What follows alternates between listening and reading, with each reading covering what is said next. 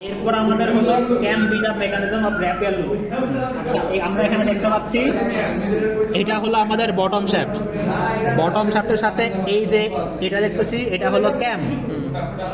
এই ক্যামটা এখানে একটা আছে, এই পাশে আরেকটা আছে, এবং এটার পজিশন আর এটার পজিশন হলো সম্পূর্ণ উল্টা, 180 ডিগ্রি, দুই পাশে উল্টা। আচ্ছা, এরপরে আমাদের ক্যামের সাথে অবশ্যই একটা হলো অ্যান্টি ফ্রিকশন বোল আছে।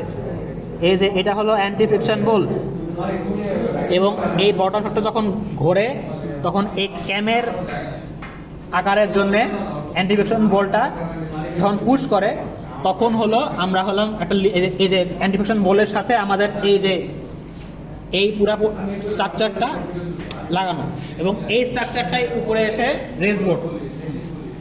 যখন হলো আমাদের যখন এক পাশের ক্যামটা হলো পুশ করে তখন একবার এদিকে আসে মোশন, একবার এদিকে আসে মোশন।